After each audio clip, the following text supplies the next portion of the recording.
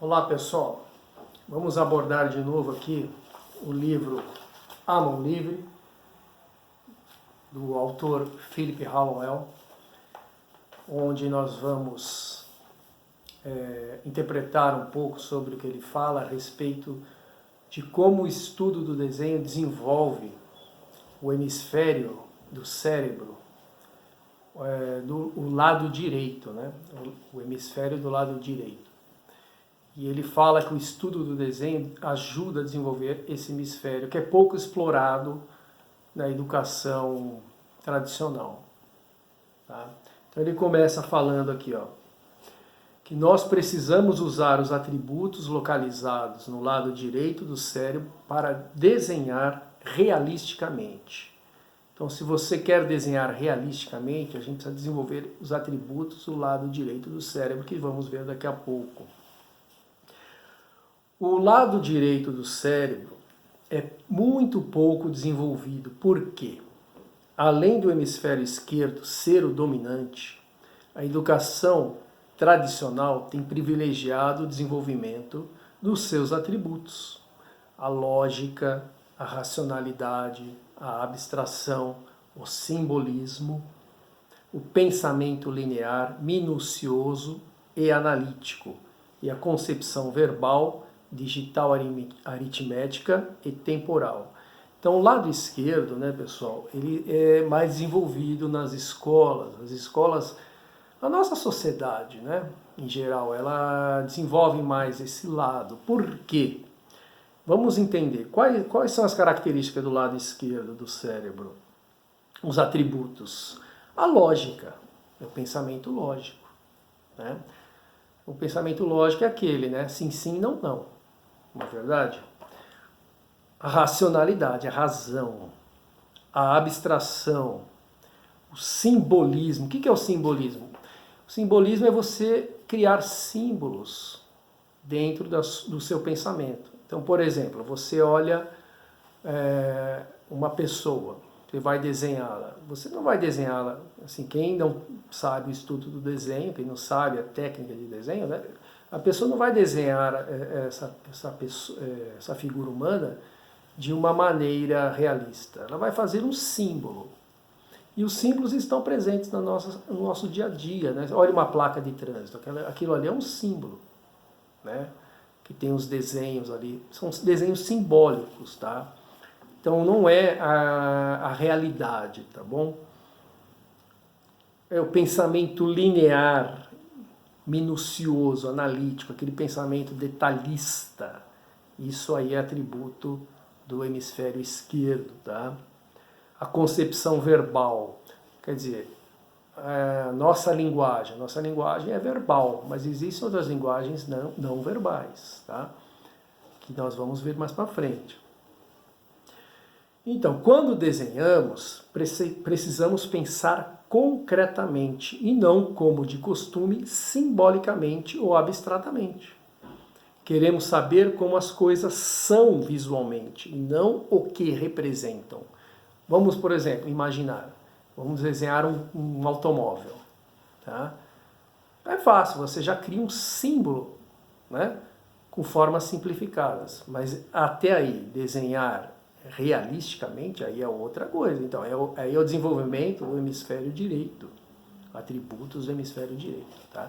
Que não é simbólico. O esquerdo não. O esquerdo você faz um símbolo, é um carro, mas não é. É um símbolo, tá?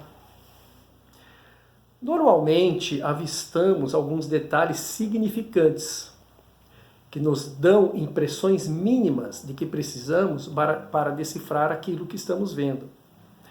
Então, nós pegamos alguns detalhes daquilo que a gente está vendo, aqueles detalhes mínimos, e aí a gente decifra aquilo.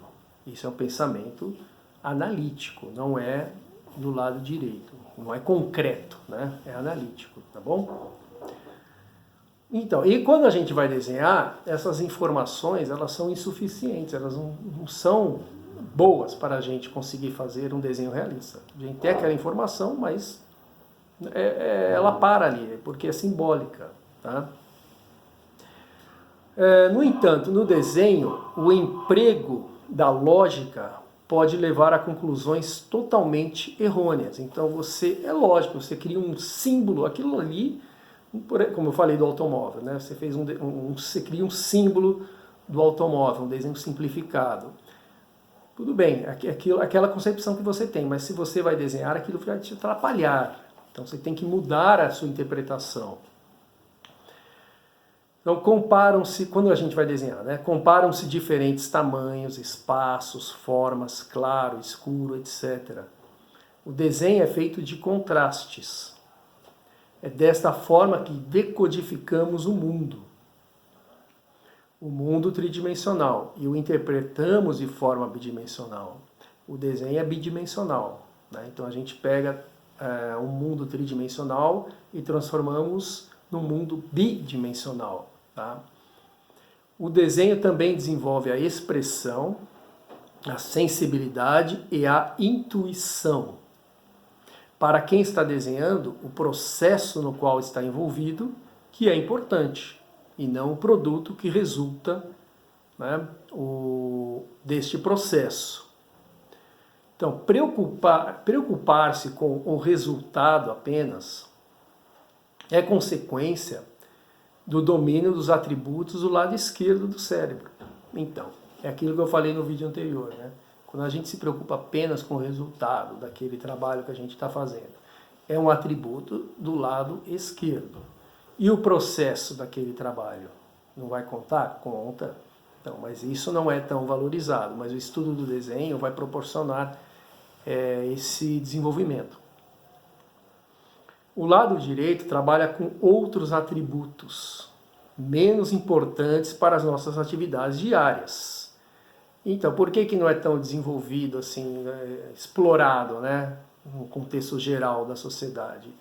Porque os atributos do lado direito não são tão importantes nas atividades do dia a dia, tá? Mas quando as atividades são fora do dia a dia, aí sim vai ser muito importante. Por exemplo, analogia, que é comparação. A analogia, pessoal, é bem interessante, porque assim, quando a gente aprende a desenvolver o lado direito, né, do cérebro, essa parte, esses atributos, a gente, por exemplo, faz comparações. Então, por exemplo, vamos imaginar em termos de informações. Então a gente recebe uma informação. Ao invés de assumir aquela informação como verdadeira, a gente vai comparar com outras para chegar à nossa conclusão. E isso falta muitas das vezes falta nas pessoas hoje em dia, né? Elas pegam a informação e aceitam aquilo como verdade, ao invés de fazer outras comparações, buscar informações realistas, reais. E, por exemplo, alguém fala, fulano falou tal coisa. Aí você assume aquilo como verdade, você tem que ir atrás e verificar se aquilo é verdade, quem falou, em que contexto foi dito, etc. Isso aí é um atributo do lado direito do cérebro, é a analogia, a comparação. Tá? Que mais? A síntese. A síntese é o quê? A conclusão. Você observa, você faz a observação, comparação, e depois você chega a uma conclusão. Tá? Intuição. O que é intuição? Você percebe alguma coisa diferente, mas não sabe explicar o porquê. Né? É uma sensibilidade. A intuição é uma sensibilidade. Tá? E se a pessoa não está aberta para essa intuição, ela não vai perceber. Tá? Conceitos concretos, né? Ou seja, você observa alguma cena, alguma figura, né? Você vai observar o que é de verdade aquilo, não o que você pensa que é. Então é um conceito concreto. Espaciais, geométricos e holísticos. Holísticos é ver o todo, né? Não ver uma pequena parte. Né? Ver o contexto geral daquele objeto, daquela situação, etc. O lado direito também é o lado musical. Portanto, o desenho de observação e a música são o que melhor desenvolve esse tipo de pensamento. E no meu conhecimento, no conhecimento do escritor, e então apresentam-se como excelentes instrumentos educacionais, com abrangência maior do que se supunha. Então a música e o desenho, eles desenvolvem, o estudo do desenho, né, desenvolve esta parte, né, essa parte do lado direito do cérebro. Por isso que os artistas, eles pensam diferente, tá? Eles têm uma maneira de observar, etc., totalmente diferente do que, vamos dizer, não as pessoas comuns, né? Pessoas de outras áreas, vamos dizer assim. Quando o desenho é usado para desenvolver a percepção, a sensibilidade, os atributos do lado direito do cérebro, os resultados são obtidos rapidamente. Então, quando o estudo do desenho é usado para desenvolver esses atributos, tá? Aí os resultados virão mais rapidamente do que a gente imagina. Tá? No entanto, quando o objetivo é o domínio do desenho, o processo é mais lento. Por quê? Porque é necessário desenhar muito, repetindo várias vezes os exercícios que são sugeridos, né? Até conseguir primeiro o domínio dos fundamentos e depois das técnicas. Então, assim, quando você fica muito preocupado só com as técnicas, você fica um estudo muito cansativo, muito. Então, o que é interessante? É você desenvolver, primeiramente, outras maneiras de visualizar as coisas, maneiras de pensar diferentes, né? O desenvolvimento de uma temática rica também é demorado quando isso acontece. Por quê? Porque quando se tem as opções de linguagem técnicas à sua disposição, e quando se sabe o que é possível fazer com essas opções, ou seja, quando você sabe como é a linguagem, né? E como você vai aplicar essas técnicas àquela linguagem, então você vai conseguir depois desenvolver uma temática, ou seja, uma expressividade, vai conseguir se expressar melhor. Então o principal é o seguinte: você aprender os fundamentos primeiro, depois a temática e depois as técnicas, né? O fundamento exatamente é isso, é você entender como funciona a linguagem visual, tá? Isso, você entendendo isso, você vai poder desenvolver uma temática, ou seja, conseguir se expressar. Aí a técnica, ela vem depois. Por quê? A técnica, ela vai funcionar como uma maneira de você conseguir se expressar. Então, se você tem uma vontade de se expressar, que é a temática, e aprende os fundamentos, já sabe os fundamentos, então aí você vai buscar uma técnica para aquilo. Agora, se você fica sempre com a técnica, aprendendo primeiro a técnica, aquilo se torna maçante. E muitas pessoas desistem, não só no estudo de desenho, mas em estudo musical também, né? Pessoa que fica muito tempo ali aprendendo apenas a teoria, é importante, mas se ela aprende, fica ali muito tempo naquilo, né, ela vai demorar muito tempo até conseguir, por exemplo, aprender uma música que ela gosta, que é o que faz parte dela, né, é a expressividade pessoal dela. Então, o que é melhor?